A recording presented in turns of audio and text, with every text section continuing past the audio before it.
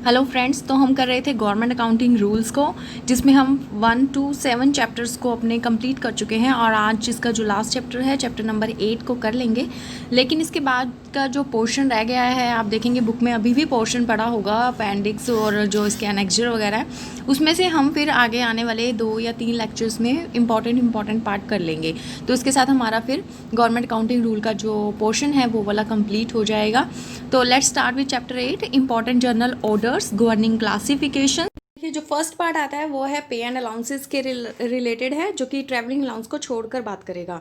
तो ये क्या कहता है कि हमने इसे क्लासीफाई कैसे करना है गवर्नमेंट सर्वेंट की पे एंड अलाउंसेस को।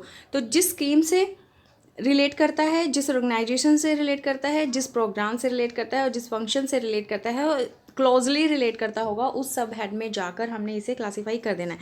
ठीक है, तो जिस मेजर हेड से है पहले तो उसको चूज़ करेंगे, फिर उसका माइनर हेड क्या बनता होगा और उसके बाद उसकी जो सब हेडिंग बनती होगी उसमें जाकर हमने क्या कर देना है, पे एंड अलाउंसेस को क्लासीफाई कर देना है।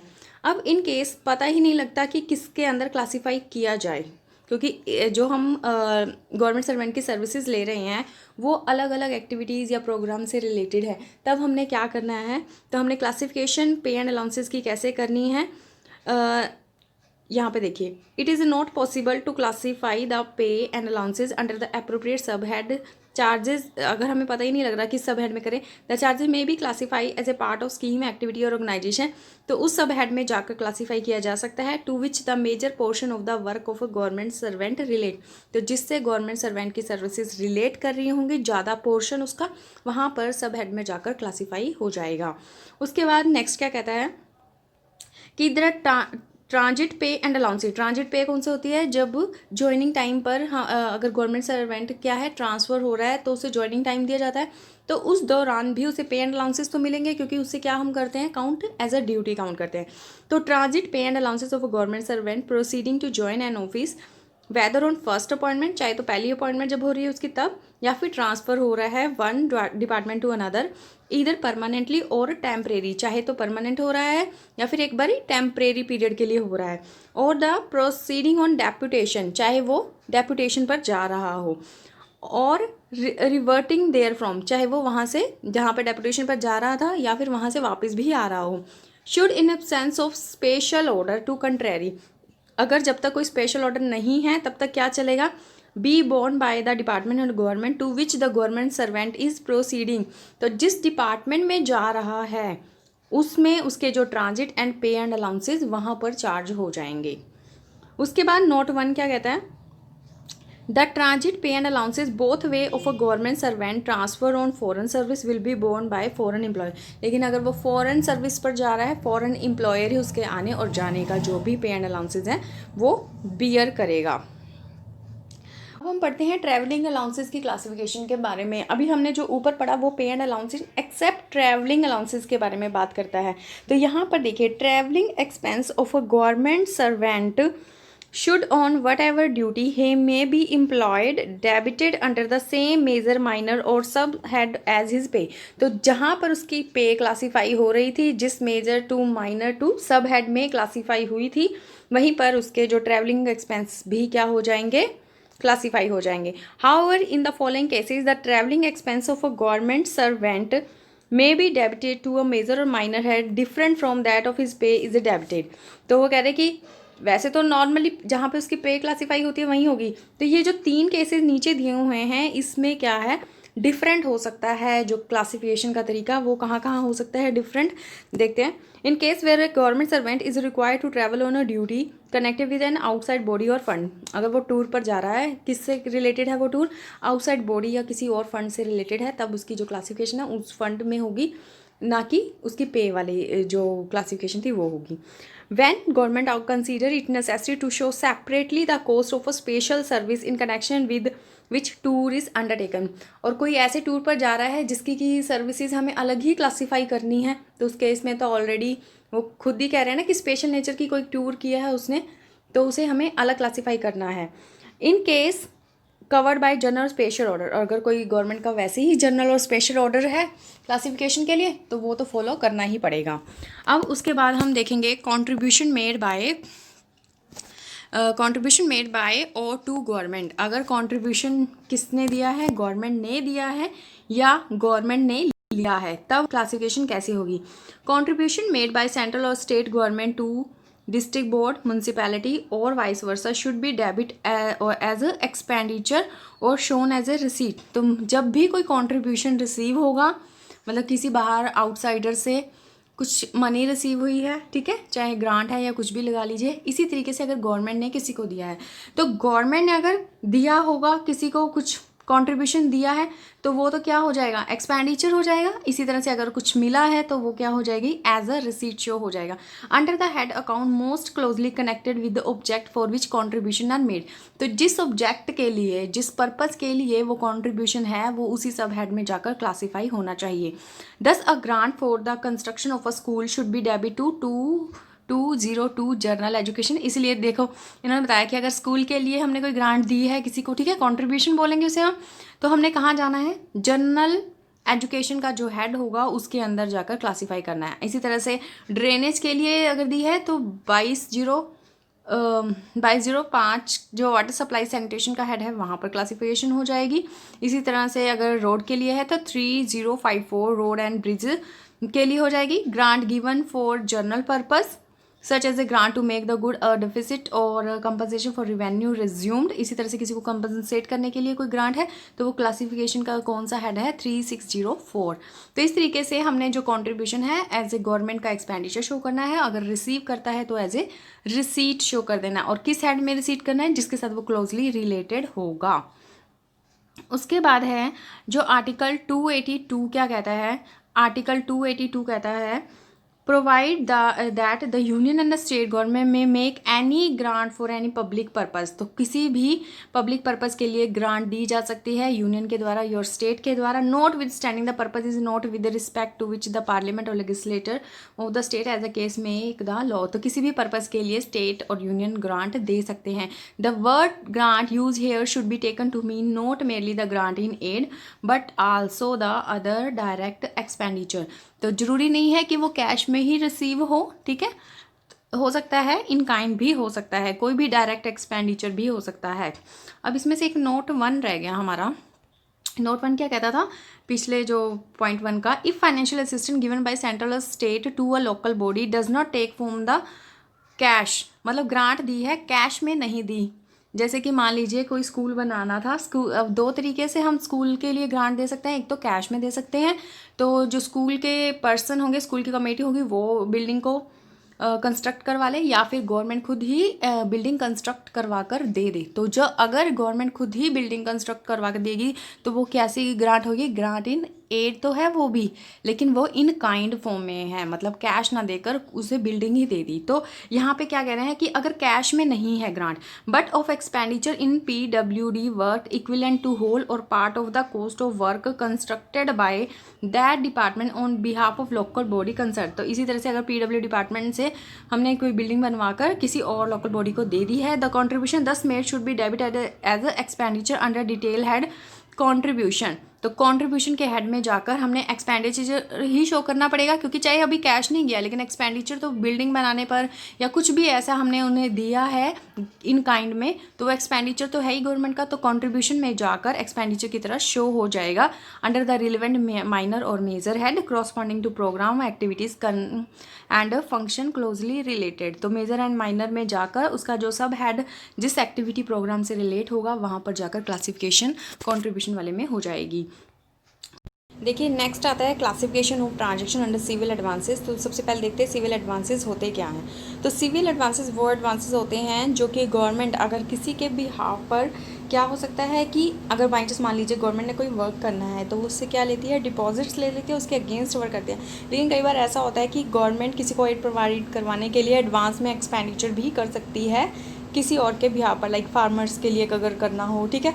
तो वहाँ पर क्या है कि क्योंकि गवर्नमेंट ने अपने किसी के बिहाफ पर एक्सपेंडिचर कर दिया तो एक तरह से वो एडवांस ही है ना, तो उसे सिविल एडवांस बोला है, ठीक है। तो इसको हम या तो बाद में रिकवर कर लेंगे कैश के तौर पर, या फिर उसको जो किसी दूसरी पार्टी को पेमेंट होनी थी उसमें से डिडक्शन के तौर पर भी हम इसकी रिकवरी कर सकते हैं। तो money advance for miscellaneous purpose under special authority and recoverable in cash होना चाहिए, and sum over paid in voucher, अगर किसी वाउचर में हमने सम को पे भी ज़्यादा कर दिया है, other than those for service payment, तो कौन सी पेमेंट्स के अलावा, other than those for service payment, should be adjusted under the head 8550 civil advances. तो सिविल एडवांसेज का जो हेड है वो क्या है, 8550 civil advances. This head should cover the item which are from their inception that due to government recoverable either in cash or by deduction from the claim. तो वही है कि या तो कैश में रिकवर करेंगे या फिर हम एज ए डिडक्शन कर लेंगे। तो इसके अंदर क्या जो पे एंड अलाउंसेस के जो एडवांसेस हैं वो सिविल एडवांस में नहीं आएगा, क्योंकि इसमें आप देखेंगे ये लिखा हुआ है कि जिस पे एंड अलाउंसेस को जो कभी ड्यू आगे तो हो ही जाना है, मान लीजिए कि एम्प्लॉय ने अपनी एक सैलरी एडवांस में ले ली, ठीक है, तो अब वो अगले वाले मंथ में तो ड्यू बन ही जाएगी, और तब जब ड्यू बनेगी तो हमने उसे किसे क्लासीफाई करना है, पे एंड अलाउंसेस के हेड में ही क्लासीफाई करना है। तो वो यही कह रहे हैं कि पे एंड एडवांसेस की जो भी ऐसे क्लासिफिकेशन है वो पे के जहाँ पर पे क्लासीफाई होती थी वहीं होगा, ना कि वो सिविल एडवांस में होगा। दूसरा, कोई भी ऐसा एक्सपेंडिचर जो कि ऑडिट की रिकवरी के बाद ऑडिट के बाद फाइनल होगा, वो भी सिविल एडवांसेस में। तो अब हम नेक्स्ट देखते हैं क्लासिफिकेशन ऑफ एडवांसेस रिगार्डिंग पे एंड ट्रैवलिंग अलाउंसेस। तो ऊपर सिविल एडवांसेस में इसको एक्सेप्शन में डाला गया है। तो अब नीचे क्या कह रहे हैं कि जो भी एडवांसेस हैं पे एंड ट्रैवलिंग के, तो जो इसका फाइनल हेड होता है वहीं पर जाकर एडजस्टमेंट हो जाएगी। अब बात करें थर्ड पॉइंट में, कहता है कि ट्रांसफ़र के टाइम पर अगर कोई एडवांस या पे की जो पे और ट्रैवलिंग अलाउंसेस का एडवांस दिया हुआ था, तो क्या कह रहे हैं कि चाहे वो कहीं और जा रहा है या फिर रिवर्ट बैक हो रहा है, तो जिस रिस्पेक्टिव गवर्नमेंट ने इसे एडवांस दिया है पे एंड अलाउंसेस का, वहीं पर एडजस्टमेंट होगी और वहीं क्लासिफिकेशन उसके अकॉर्डिंग बन जाएगी। अब यहाँ पर नेक्स्ट क्या कहते हैं, एडवांसेस फॉर लॉसूट के लिए कोई भी एडवांस दिया है तो वो क्या कह रहे हैं कि डेबिट हो जाएगा एक्सपेंडिचर में जिससे रिलेट कर रहा होगा, लेकिन बाई चांस मान लीजिए कि उसमें से कुछ रिकवरी बनती है, रिफंड बनता है, तो उसे हमने किस तरीके से एडजस्टमेंट होगी, एज ए कैश रिकवरी मान लिया जाएगा। तो देखिए, refund of the amount remaining unspent out of these advances, कोई लॉ सूट के लिए हमने एडवांस दिया था उसमें से कुछ अमाउंट बच गया, should be dealt as a cash recovery. तो कैश रिकवरी के तौर पर इसे क्लासिफिकेशन हो जाएगा। उसके बाद जो नेक्स्ट आता है वो आता है classification of transaction under suspense. तो यहाँ पर सस्पेंस हमने क्या लेना है, सस्पेंस वही है जिसका क्लासिफिकेशन ही ना हो पा रहा हो।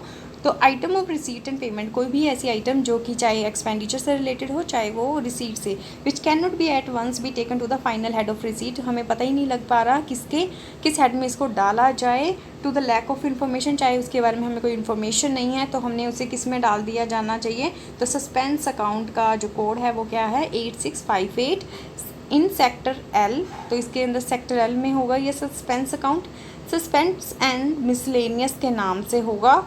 उसके बाद a service receipt of which full particular are not given must not be taken to the head suspense account. तो कोई सर्विस के रिगार्डिंग रिसीट है उसे हमने सस्पेंस अकाउंट में नहीं डालना है। तो क्रेडिट कहाँ करेंगे उसे, but should be credit to the minor head other receipt. तो देखो, कोई भी रिसीट या पेमेंट जिसके बारे में हमें कुछ नहीं पता लग रहा तो 8658 में जाकर हो जाएगी क्लासीफाई, लेकिन जो सर्विस से रिलेटेड रिसीट है उसे हमने अदर रिसीट में जाकर क्रेडिट करना है, ना कि सस्पेंस में करना है।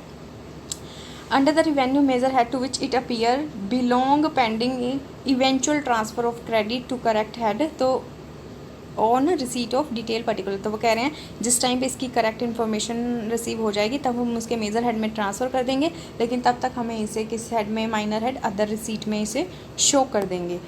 तो देखिए 72 रूल पढ़ते हैं, उसमें क्या कहा है कि म्यूनसिपल रेट एंड टैक्सेस की क्लासिफिकेशन। अगर तो नॉन रेजिडेंशियल बिल्डिंग के लिए रेंट रेट टैक्सेस पे किए जा रही हैं तो हमने क्या करना है, उसका मेज़र जो भी आगे माइनर हेड होगा उसके आगे जो सब हेड होगा उसमें डिटेल हेड में रेंट रेट टैक्सेस के अंदर जाके क्लासीफाई कर देना है। लेकिन अगर नॉन रेजिडेंशियल बिल्डिंग का जो रेंट रेट पे कौन कर रहा है, PWD डिपार्टमेंट पे कर रहा है, तो क्लासीफाई होगा PWD के अकाउंट में, कहाँ पर 2059 में public work under maintenance and repair में क्लासीफाई हो जाएगा। इसी तरह से अगर गवर्नमेंट ने किसी और ही डिपार्टमेंट को नॉमिनेट कर दिया है कि इस नॉन रेजिडेंशियल बिल्डिंग का जो रेंट रेट का एक्सपेंडिचर होगा वो कोई और बियर करेगा, तब जिस डिपार्टमेंट को कहा गया है बियर करने को, तो उसके अंदर कहाँ पे क्लासीफाई होगा, 2070 अदर एडमिनिस्ट्रेटिव सर्विस और अदर एक्सपेंडिचर के अंदर क्लासिफिकेशन इसकी हो जाएगी। इसी तरह से अगर हम बात करें रेजिडेंशियल बिल्डिंग की, तो रेजिडेंशियल बिल्डिंग के लिए कोड है 2216 housing government residential building maintenance and repair. इसी तरह से अगर PWD को सौंपा गया है ये काम, तो 2059 पब्लिक वर्क के अंडर इसकी क्लासिफिकेशन होगी। अब बात करते हैं डिफेंस वालों की। डिफेंस वालों का चाहे वो रेजिडेंशियल है चाहे नॉन रेजिडेंशियल है, तब हमने उसे क्लासीफाई कहाँ करना है, should be debit to defence service estimate में क्लासिफिकेशन होगी और वहाँ पर डेबिट हो जाएगा। नेक्स्ट हम पढ़ते हैं cost of survey of India and other scientific party accompanying a military expedition। The cost of survey of India and other scientific party की कैसे होगी, देखें, should be adjusted as follow. All the extra expenditure conducted with survey of India unit which would not have been incurred but for field operation should be borne by defense estimate provided the survey of India unit accompany the expedition at the request of defence department. तो अगर defence department के behalf पर हो रहा है तो defence वालों की एस्टीमेट में ही जाकर क्लासीफाई होगा। द कॉस्ट ऑफ पे and allowances and contingency of other scientific party, अगर इनकी जो साइंटिफिक पार्टी की पे एंड अलाउंसेज है उनके बारे में बता रहा है, should be borne by the respective civil department concern while the expenditure incurred on special transport arrangement made by defence service should be debit to defence estimate. तो मतलब जिससे रिलेटेड होगा कंसर्न डिपार्टमेंट से, पे एंड अलाउंसेज वहाँ हो जाएगा, और जो अगर स्पेशल ट्रांसपोर्ट अरेंजमेंट की गई हैं डिफेंस सर्विसेज के लिए, तो फिर डिफेंस एस्टीमेट में जाकर डेबिट हो जाएगा। अब जो हमारा पोर्शन रह गया वो है 71 रूल। 71 रूल सेल प्रोसीड के बारे में बात करता है अगर लैंड एंड बिल्डिंग की सेल की जाती है।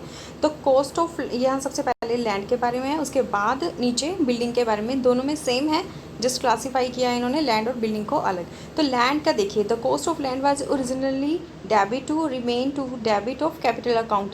तो अगर हमने कैपिटल अकाउंट में डेबिट की थी किसी पर्टिकुलर प्रोजेक्ट के, या फिर हमने रिवेन्यू अकाउंट से किया था किसी प्रोजेक्ट और अंडरटेकिंग के डेबिट किया था जब हमने इस कॉस्ट को इंकर किया था, तो जिस हेड में से किया होगा capital or revenue account of project as the case may be according to allocation rule. तो जो एलोकेशन के रूल्स होंगे उसके according applicable to the department concern. तो हमने अब क्रेडिट कहाँ करना है, क्योंकि सेल हुई है तो क्रेडिट करना पड़ेगा उस अकाउंट को जहाँ पर हमने इससे पहले कॉस्ट दिखाया था। तो एलोकेशन रूल के अकॉर्डिंग इसे हमने कंसर्न डिपार्टमेंट में क्रेडिट करना है। अगर कॉस्ट ओरिजिनली डेबिट थी कैपिटल एक्सपेंडिचर की तरह outside the revenue account, even though no regular capital and revenue accounts are kept for work covered by capital expenditure। तो कह रहे कि डेबिट हुआ था कैपिटल एक्सपेंडिचर की तरह, जबकि कैपिटल और रेवेन्यू के कोई अलग अकाउंट नहीं भी बनाए गए, तब तो जहाँ पर डेबिट हुआ था पहले वहाँ पर जाकर कैपिटल एक्सपेंडिचर हेड में ओरिजिनली डेबिट था वहाँ पर क्रेडिट हो जाएगा। अगर आगे क्या है, डेबिट कहाँ हुआ है, रिवेन्यू सेक्शन में हुआ है, तब हमने क्या कर देना है, रिसीट शो कर देना है। ठीक है, receipt head relating to department concern. अगर हमें इसका करस्पॉन्डिंग रिसीट हेड नहीं पता लगता तो हमने 0075 miscellaneous general service sale of land में लैंड एंड प्रॉपर्टी में जाकर क्रेडिट कर देना है। उसके बाद यहाँ पर क्या है, वहाँ अभी जो हमने फर्स्ट सेक्शन पढ़ा वो था, हमें पता था कि कॉस्ट कहाँ पर डेबिट हुई है। अब यहाँ कॉस्ट डेबिट ही नहीं हुई तो क्या है, the right of government in agriculture land not covered by clause B. तो यहाँ पर अगर तो हस्बेंड्री क्रॉप से रिलेटेड है, एग्रीकल्चर से रिलेटेड है, तो 0401 में जाकर रिसीट अदर रिसीट के बारे में जाकर क्लासीफाई हो जाएगा। इसी तरह से अगर उत्तर प्रदेश ये नाजुल लैंड्स इन उत्तर प्रदेश पंजाब मध्य प्रदेश है तो ये भी मिसलेनियस की तरह ट्रीट हो जाएगा। उसके बाद है इन अदर केसेस में क्या है, देखिए, अगर PWD वाले क्या करते हैं, सेल करते हैं, तो the functional receipt under major head 0059 public work में हो जाएगा। अगर डिफेंस वाले सेल कर रहे हैं तो defence service 0079, defence service army से रिलेटेड हो गया, नेवी से है तो 0077 हो जाएगा, अगर एयरफोर्स से है तो 0078। तो यहाँ पर हमें कॉस्ट नहीं पता तो हमने उसी नॉर्मल रिसीट की तरह से ट्रीट कर लिया है। If sold by civil agency then 0075 की तरह जनरल सर्विसेज के बारे में हो जाएगा क्लासीफाई। इसी तरह से हो जाएगा किसके बारे में, बिल्डिंग के बारे में। तो ये था हमारा चैप्टर नंबर 8। होप सो आपको समझ में आया होगा। In case any query please write in comment section. Thank you so much for watching my video.